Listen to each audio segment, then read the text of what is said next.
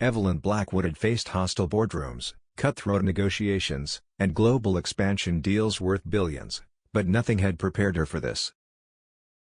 An arranged marriage. In the modern world. In the 21st century. To her of all people. Aurora Sterling. Evelyn stood in front of the gilded mirror of her bridal suite, her reflection cold and composed in an immaculate white gown. The diamonds at her throat shimmered like icicles, beautiful, sharp, and untouchable. She didn't bother to smile. This wasn't a wedding. It was a hostage exchange disguised in lace and satin.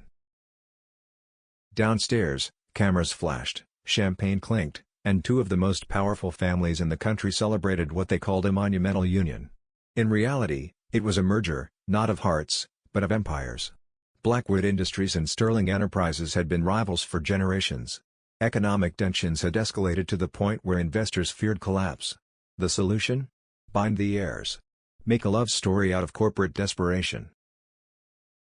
Except there was no love here. Only history. Bitter, exhausting history.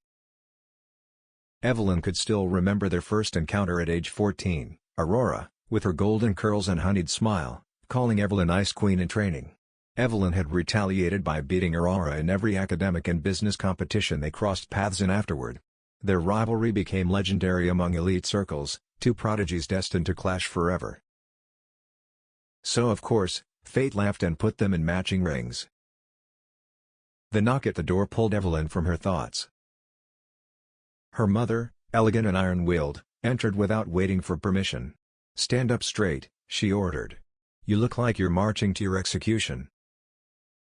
"I am," Evelyn muttered. Her mother's frown deepened. "You will smile. You will walk. You will say I do. Whether you like her or not is irrelevant. You are not marrying a person. You are securing legacy." Evelyn said nothing. She didn't need to. Her silence was agreement, or at least, surrender. Aurora Sterling, on the other side of the sprawling estate, stared at her reflection with equal disdain.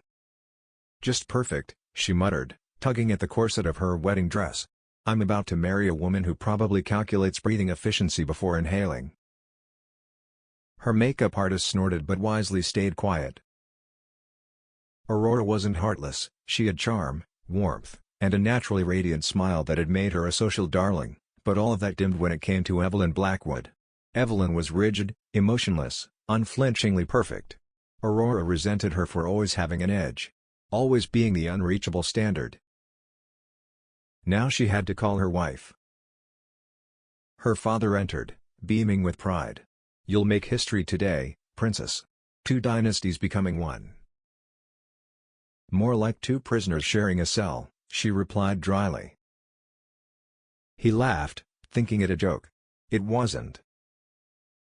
The ceremony was breathtaking, cathedral ceilings draped in white roses, stained glass windows casting multicolored light across polished marble. Guests gasped as the brides walked down opposite aisles, their gowns flowing like opposing tides destined to crash. They met at the altar. Evelyn's icy blue eyes locked with Aurora's blazing golden ones. The priest spoke of unity. They heard nothing. "You look like you'd rather stab me with your bouquet," Aurora whispered through her fake smile. Evelyn didn't miss a beat. Tempting. Unfortunately, murder voids the contract. They faced the crowd. They said the words. "I do." Applause roared. But behind their clasped hands, their fingers remained stiff, unmoving. They were now wives. By law. Not by choice. Not by love. But fate, whether cruel or wise, had only just begun. The grand celebration had barely ended when the true war began. The limousine ride to their new shared mansion was conducted in silence so sharp it could slice glass. Evelyn sat on one side, back straight, hands folded neatly in her lap. Aurora lounged on the opposite seat with her arms crossed, gown wrinkled, Dior askew. 2 queens, equally stubborn, trapped in one carriage. When they arrived, the staff greeted them with bows and congratulations. The mansion was magnificent, glass walls, arching staircases, chandeliers like falling stars. a home built for royalty. Yet it felt like a battlefield. The butler politely inquired, "Which of you will be taking the master suite?" Evelyn spoke first. "I will." Aurora's head snapped toward her. "Excuse me?" "It's closest to the home office," Evelyn replied coolly. "I require access." "Oh, of course. Business first," Aurora sneered. "God forbid you sleep 2 extra steps away from your spreadsheets." "I have responsibilities." "And I don't?" They argued for 10 minutes in front of the staff. Eventually, Evelyn conceded, only because Aurora threatened to redecorate the entire room in pink floral wallpaper and satin curtains. Aurora marched upstairs with victorious triumph while Evelyn fought the urge to strangle her with her veil. The next morning began with sabotage. Aurora, a certified ray of chaotic sunshine, blasted pop music at 6 a.m., singing off-key outside Evelyn's office. Evelyn responded by scheduling a full house Wi-Fi restriction during Aurora's afternoon streaming session. Aurora, in retaliation, replaced Evelyn's precisely labeled spice rack with glitter. Evelyn nearly filed for annulment over glitter. Their few shared meals were tense affairs. They sat at opposite ends of the 20-foot dining table like medieval lords refusing to share salt. "Do you always chew like you're auditioning for a silent film?" Aurora muttered one evening. "Do you always speak without thinking?" Evelyn replied without looking up. Their lives became a series of skirmishes. Until one night, everything shifted. It was past midnight. Evelyn was returning from a late board meeting. She expected silence. Instead, she heard muffled sniffles. Aurora sat curled on the hallway floor, still in her elegant evening dress, mascara streaked, holding her phone with trembling hands. Before she could hide it, Evelyn glimpsed the message on screen. A tabloid headline. "Aurora Sterling, trophy wife already neglected? Evelyn Blackwood seen alone at gala." Thousands of mocking comments. "Poor thing. She married a robot. She'll cheat in a week. Attention seeker finally caged." Aurora's carefully constructed charm had cracks. For the first time, Evelyn saw not a rival, but a woman suffocating beneath expectations. She hesitated, unsure. Comfort was not her domain. But she slowly lowered herself beside her. Aurora didn't look at her, just muttered bitterly, "Go ahead. Laugh." Evelyn didn't. "I didn't marry you to embarrass you," she said quietly. "Nor to let others do so." Aurora let out a wet laugh. "Did you marry me at all? Or was I just stapled onto your resume?" Evelyn didn't reply immediately. Then, with effort, she offered something rare, vulnerable honesty. "I don't know how to be a good wife," she admitted. "But I don't intend to be a bad one." Aurora stared at her in stunned silence. Evelyn rose. "You shouldn't sit on the cold floor. It's bad for your joints." Aurora almost smiled. Almost. The next morning, Aurora found a mug of hot chocolate, her favorite, waiting at her seat. No note. Just silent acknowledgement. She stared at the mug, heartbeat unsettled. Maybe, just maybe, this didn't have to stay a war. Not forever. Days passed without sabotage. That alone was unsettling. The house no longer echoed with slammed doors or Wi-Fi wars. Instead, small courtesies began to slip quietly into place, Evelyn knocking before entering shared rooms, Aurora turning down her music without being asked. They didn't talk much, but they no longer treated silence as hostility. It was unfamiliar. Then came the storm. A brutal one, the kind that swallowed the night sky and rattled windows like a warning. Lightning fractured the darkness in blinding flashes. Thunder boomed across the mansion like a war drum. A sudden power outage plunged everything into shadow. Aurora cursed loudly from somewhere down the hall. Evelyn, already armed with a flashlight, found her halfway down the stairs, barefoot, hair tousled, clutching a blanket like a startled cat. "I swear to God," Aurora muttered, "if a ghost touches me, I'm suing this house." "You can't sue architecture," Evelyn replied dryly. "Watch me." The emergency generator hadn't kicked in. Evelyn assessed quickly, fireplace dead, heating down, temperature dropping. She led Aurora to the sitting room, gathering candles as they went. They lit the fireplace manually. The flame flickered to life, casting soft amber light across their faces. Shadows danced against the walls. Aurora wrapped herself tighter in the blanket, glaring at Evelyn. "If you tell anyone I'm scared of thunderstorms, I'll leak your tax returns." "I'm not heartless," Evelyn murmured. Aurora scoffed. "You were." "I'm trying not to be," Evelyn replied, surprisingly honest. Aurora blinked. "Why?" Evelyn paused. The fire crackled between them. "Because I married you," she finally said. "Even if I didn't choose it. I refuse to make it miserable." Aurora stared at her, not with mockery, not with hatred, but with something softer. Something dangerous. She shifted, patting the seat beside her. Evelyn hesitated, then sat. Minutes dragged into silence, until Aurora broke it. "You know, I used to think you were born wearing a suit." Evelyn huffed. "And I used to think you were powered by glitter and misplaced confidence." Aurora grinned despite herself. Not entirely misplaced. They laughed, together. And in that laughter, something cracked open. They talked. Really talked. Not about business. Not about reputation. But about themselves. Aurora spoke of never being taken seriously, of being seen as decoration rather than legacy.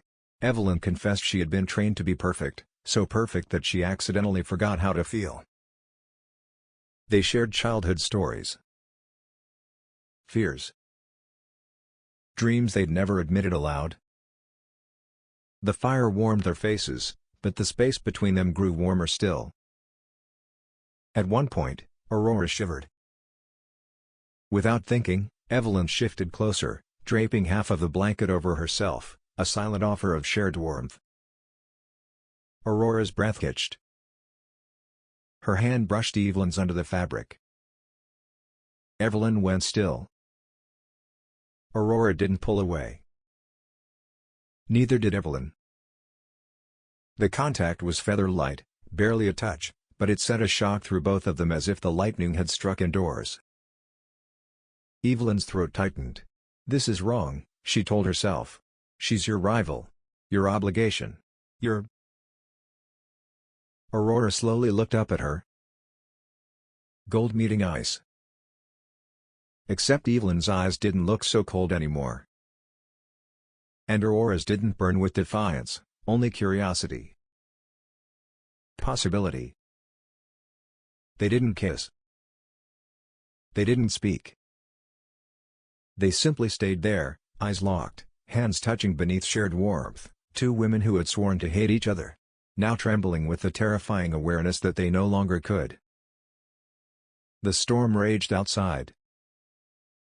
But inside, something far more powerful had begun. The morning after the storm, everything looked the same. But nothing felt the same. They didn't acknowledge what happened beneath the blanket. No words were exchanged, no promises made. But the silence between them had changed shape, no longer cold, but charged. A quiet current ran under every glance, every accidental brush of fingers in the kitchen, every moment spent too close for too long. They learned each other's habits, instinctively. Evelyn started making 2 coffees instead of 1. Aurora began cooking extra eggs without being asked. They moved around each other in the mansion like planets finally finding predictable orbits. But they stayed cautious. Careful. Afraid. No one could know. Their parents expected performance, not affection. Society expected a sterile alliance, not a romance. And neither Evelyn nor Aurora were ready to explain that their marriage had mutated into something real. So they lived in 2 worlds, polite wives in public, hesitant lovers in private. Late at night, they found themselves lingering in shared spaces. One evening, Evelyn found Aurora in the music room, practicing piano, soft, melancholic notes floating through the hall. "You play beautifully," Evelyn said from the doorway. Aurora didn't stop, but her lips curled. "I didn't know you liked music." "I don't," Evelyn replied. "I like watching you play." The wrong piano key slipped beneath Aurora's fingers. Her pulse raced. "Come here," she whispered. Evelyn walked over. Aurora's hand hovered over Evelyn's, not quite touching. "Is this allowed?" she murmured. Evelyn's voice was steady. "It is if we allow it," Aurora exhaled shakily. She rested her hand over Evelyn's. It was nothing more than fingers entwining above ivory keys. But it felt like a vow. They didn't rush. Their first kiss wasn't planned, it happened in the kitchen 2 weeks later, when Aurora spilled wine on Evelyn's blouse and tried to dab it dry with frantic apologies. Evelyn caught her wrist, intending to tell her to stop fussing, but Aurora looked up, flushed, close, hopeful. Evelyn swore she heard her own heartbeat. She leaned in, slow, permission in every breath, and Aurora met her halfway. Soft. Tentative. Undoing years of hatred in one touch. It was nothing like the hostility that had defined them. It was gentle, careful, sacred. They broke apart only when Aurora whispered, "Please don't pretend this didn't happen." "I won't," Evelyn answered, and meant it. But love, even secret love, is never safe in a world built on expectation. Whispers started. Tabloids published pictures of them, smiling together, laughing, touching. Their parents noticed. One morning, they were summoned to a family luncheon, formal, silent, suffocating. Evelyn's mother leaned forward. "Rumors are spreading. You two look too close. The public must believe in stability, not scandal. Appear affectionate, yes, but only as convenience, not passion." Aurora's father added coldly, "And it's time you produce an heir. Surrogacy or technology, we'll arrange it. Finish the duty." The room spun. They weren't being asked, they were being commanded. Their love wasn't forbidden. It was being packaged. Sold. Controlled. Aurora's jaw clenched. Evelyn's expression hardened. Later that night, back home, they sat in silence. "I won't let them turn us into a product," Aurora said quietly. "They already tried," Evelyn murmured. "But now, we get to decide if they succeed." Aurora looked at her, fierce, determined. "Then we fight?" Evelyn took her hand. "No," she said. "We win." Their marriage had been forged in force. Now, it would be defended in fire. "You said." They made their decision in silence. Not with a dramatic speech, not with rage, but with calm, unshakable resolve. If their families believed love could be controlled like a business asset, then it was time to prove otherwise. The next charity gala was packed with social elites, journalists, and flashing cameras. Evelyn and Aurora arrived arm in arm, poised, graceful, undeniably powerful. The world believed they were there to display a fabricated image of unity. Instead, they were there to burn that illusion down. The host invited them onto the stage as the golden couple of corporate diplomacy. Evelyn took the microphone first. "Thank you," she began, voice steady as steel. "We stand before you not as symbols of business alliance, but as individuals who have been treated as investments instead of people." Gasps rippled through the crowd. Aurora stepped forward, gaze sweeping across the stunned faces. "We entered this marriage without choice," she said boldly. "We were expected to perform affection, but never live it. To follow tradition, but never follow our hearts. Their parents shifted uncomfortably at their table. Evelyn continued, "We were told to smile, to pose, to provide an air." Aurora interjected sharply, "To pretend. But we refuse to pretend any longer." A hush fell. Then Aurora reached for Evelyn's hand, openly, deliberately. The act was louder than any speech. Evelyn's voice softened. "We did not choose this marriage. But we chose each other." The crowd didn't move. Some shocked. Some in awe. Some smiling, truly smiling. Aurora leaned in and kissed Evelyn on stage, not a scandalous kiss, not for shock value, but a slow, intentional one. A kiss that said, "This is real. This is ours. No permission needed." The room erupted. Some applauded. Some whispered. Some stormed out. Their parents were livid, but powerless. Because the world had just witnessed something undeniable, two women refusing to be controlled. The fallout was immediate. Their families threatened to cut them off, inheritance revoked, business ties severed. Evelyn didn't flinch. "I built my success once. I'll build it again, this time, on my own terms." Aurora smiled fiercely. "And I'll help." Investors were divided, some scandalized, others intrigued. Within weeks, independent offers poured in. Interviews. Brand deals. Startup partnerships. Women across the world sent letters, thanking them for being what they had never seen before, two forced brides turning fate into freedom. They moved out of the mansion built by others and bought a smaller home by the sea, glass windows facing open water, not walls of expectation. They decorated together. No more separate rooms. No more rules. One evening, as the sun dipped beneath the horizon, Evelyn leaned on the balcony railing while Aurora wrapped her arms around her from behind. "Do you ever think," Aurora murmured, "how stupid it is that we started as enemies?" Evelyn smirked. "You were insufferable. You were emotionally constipated." They laughed, easy, free. Aurora rested her head on Evelyn's shoulder. "Do you regret it?" she asked quietly. Evelyn turned, cupping her face. "I regret nothing," she said. "Because even if I was forced into marriage..." She kissed her softly. "You're the only person I would ever choose." Aurora smiled, golden eyes shining. "Forever?" Evelyn nodded. "Forever. And not because they demanded it." They kissed again as the waves roared in approval. Not wives by contract, but wives by choice. And this time, love, not legacy, would write the rest of their story. "You said,